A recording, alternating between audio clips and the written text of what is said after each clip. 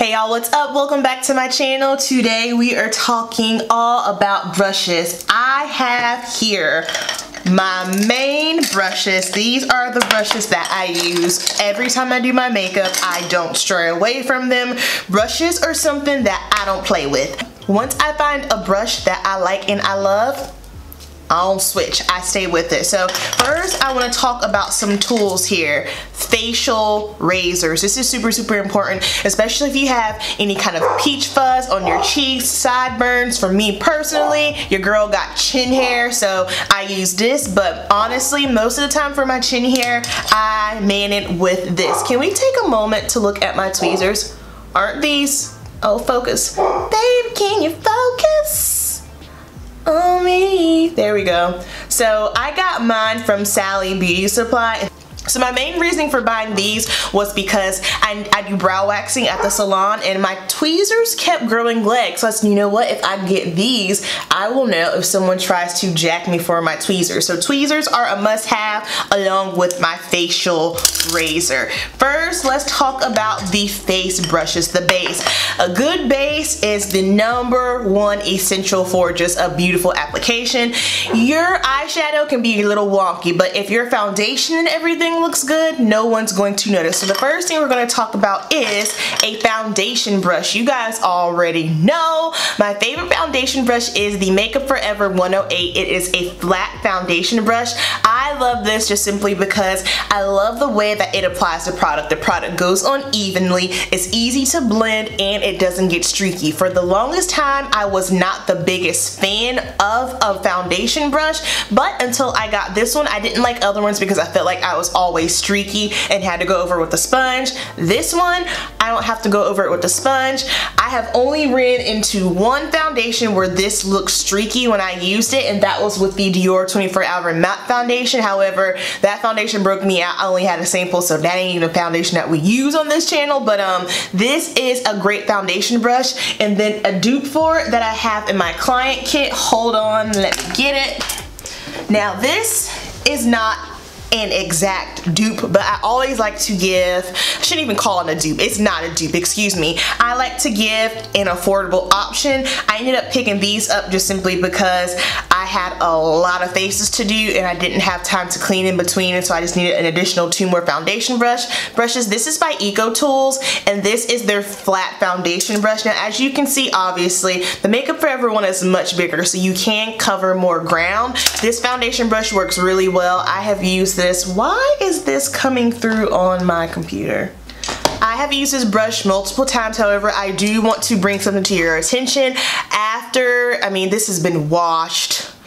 This has been washed a lot. I can easily say this has been washed 20 times, but after, you know, a lot of washing, I did start to experience some shedding. So just wanted to put that out there for you. That's the thing. Brushes that are of higher quality, they tend not to shed as much, but this one is by Eco Tools and it is a good option to use if you're looking for something that's more affordable. Next up, I want to bring you next thing I want to talk about are sponges. So I do not use beauty blenders, beauty sponges, Real Technique sponges for hygienic reasons. I feel like I can never get them clean. I feel like I can never get all the product off, even if you use the cleansers, the oils, whatever the case may be, especially for working on clients, no matter if I was using a black beauty blender, a pink, whatever the case may be. Even when you wash it sometimes, I feel like it still kind of stains, and I just don't think it's hygienic to go to a client's face with that and they can see a stain on it. That's just my personal opinion. My favorite jumbo wedges are from Ulta Beauty, and get the jumbo ones. Ooh, this is a fresh bag. These are so good. They're very soft to touch. They blend out foundation just like a beauty blender. If you want to make it wet, you can totally do so. I never do that. I just go in with it dry. I can use this to put on foundation, for concealer, bomb. These are really great. So if you're looking for another option other than a beauty blender, these are great. I like being able to throw them away just simply because I do have acne prone skin, and I don't know, man, I was just feeling like with the beauty blender and beauty sponges, it won't feel clean to me. Next, I have a Conceit Rocket. You scared the crap out of me. Oh, puppy. Woo, sorry, my dog walked in. One of my dogs walked in and he scared me. Alright, next up we have the concealer brush. This is by Real Techniques. I like this for putting on my concealer. I can blend out and buff out my concealer with this, and of course if I want to go back over it with a sponge, I will do so. This is a great brush for using any kind of concealer. I've used the cream concealers, I've used more of a watery concealer, a thicker concealer, all consistency concealers. This is a really nice concealer brush to use, and again, when I go in, I can just pack it on, I can blend it out, and it doesn't get streaky or patchy on me, so this is a great brush. Next up, let's go into powder brushes. So this is my powder brush. It is by EcoTools. This powder brush has not done me wrong. I know I've had it for over a year and it is still holding on strong. I have had no issues with this shedding. It is magnificent. So you can get this from Ulta. I highly recommend it. It's nice and fluffy. It's not super dense. For a powder brush, I don't typically like them too dense, especially for translucent powder, because you just want to do a light dusting of powder. This is bomb. I don't even know. Rocket, what are you doing? Sorry. This brush is bomb. I don't know how and why I bought it, but I'm glad I did. Check this out. My next brush that I have here is for contouring. I do powder contouring. So this brush, I like the size of it here, right? So it is a fluffy, shorter haired brush, and this is the Morphe M530. I like the size of this one for my contour just simply because what I do is when I dip into my contour powder, just like this on one side, and then I can just go on. I have a lot of precision with it, and then I can just flip it on this side to blend it out more. The only thing that I do not like about this brush is that it sheds. This is the deal with Morphe brushes. Either the brush is really good or it's trash. This brush, the only reason why I'm still using it is because I have yet to find another brush that will apply my contour the way this one does. It sheds. Every time I wash it, I lose hair. It's annoying. However, I like how the contour goes on. I'm not someone that gets so hung up on Morphe brushes shedding just simply because you get what you pay for. I think this brush was about $5 or $4. I have never understood why people get so upset with Morphe brushes. I'm talking about the brand. I'm not talking about the influencers that push them like Coke. I'm talking about the brand itself. People get so upset saying, oh, the brush is shed, the brush is shed. Baby, if you paid about $6 to $7 for it, I'm not gonna expect it to hold up the way that my Makeup Forever brush holds up. You feel me? Now, I think it gets tricky when you have influencers that are saying, oh, this is the best blush ever, but then they're dipping it in Tom Ford bronzer, and it's like, it doesn't equate. I get it. Or, you know, they're saying this brush is good, this brush is good, and you get it and it sheds. That is very misleading. So Morphe brushes, hit or miss, good or bad. For bronzer, I like to use the Real Techniques brush here. This is actually a blush brush. Here's the thing, brushes don't necessarily have to be used for what the name of the brush is. For instance, this is a blush brush. However, I have found that I love using this to apply my bronzer. I find that it is a little bit tapered, which I'm not mad at because I feel like I can get a little bit more precision, but at the same time, because you don't want your bronzer to be a stark line, I love how fluffy it is. I feel like some bronzer blushes,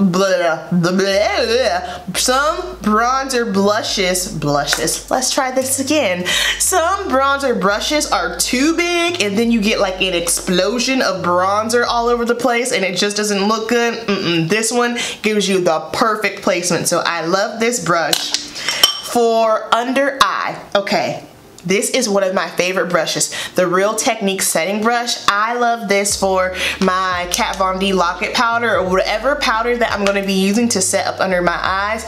This is just the perfect shape. It goes right up under there. It's nice and fluffy. I love how it distributes the powder. This is a beautiful brush, and honestly, if you wanted to, you could probably use this to blend out concealer as well. I keep this one in my kit too because I think this is a fantastic brush. Real Techniques makes the best affordable brushes, hands down. I don't care, I don't care, I don't care. Moving on to blush brush, I have another Morphe brush here. This is the M105. Again, I love this. I like how it's a little bit smaller, but it does fluff out, and I can just get perfectly on the cheeks and place my blush there. I like how this picks up just enough product. It doesn't give me a ton of product, but then I don't have to keep swirling my brush into it. I love this. I love the size of it. Goes right onto the cheeks. You can easily blend it out, and I don't have an issue with this brush shedding on me, so thank you, Jesus. Now my next brush here is what I use for my Laura Mercier glow powder, and probably what most people use for a highlight. I don't know the name of this brush because this brush is about 5 years old. If I can remember correctly, one of the stylists at the salon, I know she was an Arbonne rep, and I bought some brushes from her, and I think this is where this came from. However, I'm not a huge highlighter person, so I'm probably not the right person to talk to as far as highlight brushes go, but I think you can get by with just any general fan brush. Put it on, good to go. Also, something else you can do with the fan brush too, if you are dry skin, I do this for my dry skin clients. Instead of using a powder brush, I will use a fan brush to set their face, just simply because this is not going to pick up a lot of product at all, and you can lay it down just where you want it. You can be very, very precise with it. So that's another way that you can use your fan brush. So we talked about all of our tools and face brushes. Now let's move on to eye brushes. Now, something that's very, very important is the difference between synthetic hair brushes and natural hair brushes. So natural hair brushes obviously are real hair, and the only reason why I don't use too many of those just simply because one, it kind of bothers me a little bit. I'm that weird person. No, that's not weird. I care about animals. I love animals, and just, I don't know, the thought of putting animal's hair onto my face, it bothers me a little bit, if I could be 100% honest, you know. Obviously some of my brushes, not many are, but it's a rare occasion that I use a ton of natural hair brushes. The thing is with natural hair brushes that you need to be aware of is they will soak up a lot of your product, so that is something to be aware of. Now I know MAC has changed their brushes, so all of their brushes are synthetic, but I think the eye brushes that I have are synthetic brushes. Yeah, I know that one is. Yeah. Alright, let's start it off. The first brush that I have is a MAC 247. Now this brush here is actually a concealer brush, but I got this on accident. I was trying to get the 242 and said the wrong number, ended up getting this one. I use this to pack on my eyeshadow. This is not a dupe, but just another option. This is the M124, and it's just a smaller flat eyeshadow brush. Again, I have these in my client kit, and I can just pack them on. Obviously, if you are someone who does have a smaller eye set, this brush probably won't be the best for you. For a smaller eye set, a brush like this will probably be better suited. Sorry, my camera will not focus on the brush. This is just a smaller brush here. Again, great for packing shadow all over the lid. And then these next two are holy grails. You guys probably already know. The MAC 224. I can do my eyeshadow with just 3 brushes alone, a whole look. MAC 247, packing shadow on the lid. MAC 224, the greatest blending brush of all time. If you don't get any eyeshadow brush, invest in a 224. This one's about 4 years old. Workhorse brush. This one, great for blending. Sometimes if I just want a color wash on the eye, I'll use this one. And last but not least, a MAC 217. This is more so of a dense, fluffy brush for blending, and I'll use this especially if I'm doing any kind of outer V work, or if I'm getting really, really detailed into the crease. This is amazing. Some other brushes that I have here, I love this M530. So this is a fluffy tapered brush, and again, if I'm doing something very detailed or for blending, I can use this. This works just as well as the MAC 224. Well, hold on, let me stop myself. This can work just like the MAC 224, just blending things, anything in the crease, making sure you're getting rid of harsh lines. I like this. Or again, if I'm getting really, really detailed. Speaking of more detail, this brush, I'm so glad I bought this. This is the M506, and I don't have any issues with these Morphe eyeshadow brushes that I'm mentioning. I don't have any issues with those shedding. This is perfect, especially if you want to get real tight into the crease, the outer V. If you want to get into the inner corner, I love this brush. or if I need to work on blending any details in the crease, very, very good. Again, if you have small set eyes, this is a winner. My next awesome Morphe brush that I have is the Morphe M530, and this is a flat shader brush. I use this brush for smoking out anything that I have on the waterline, for applying shadow on my waterline. It's soft, it doesn't irritate my eyes. My clients haven't said anything about it irritating their eyes. Perfect for placing shadow in the waterline. That is something that I do all the time, especially I like incorporating pops of color. This is bomb, and it just goes right on in there. Beautiful. Pencil brush. You need a good pencil brush. I know this is from Morphe, but the name is rubbed off, but I'll be sure to put it on the screen for you guys. I love pencil brushes more so for the inner corner and working down here if I'm blending anything out. I typically use this for the inner tear duct pop. Put my little shimmer in here. Beautiful. And then last but not least, I don't use this often just simply because I don't use gel liner, but I did want to mention it. This is the M27. It's a bent liner brush, and this is used for gel liner. I used this the other day because I was just playing around with some stuff, but I like this a lot. This is very important to have, especially if you are someone who is a gel liner kind of girl. Now, I realize on myself, I like a bent liner, but when I'm working on my clients, I don't like the bent liner. I like it straight. I think I can just maneuver it better. This works really well when I'm working on myself though. So if you are a gel liner kind of girl, make sure you check this brush out. Hopefully that wasn't too overwhelming. You don't need all of these brushes. Like I said, if you want to invest in eyeshadow brushes, if you get just the 3 MAC brushes that I've recommended, that will get you so far. And then for face brushes, if you want to invest in something, you already know, Makeup Forever 108 brush. I think the key to makeup is a good base, and this foundation brush will definitely get you there.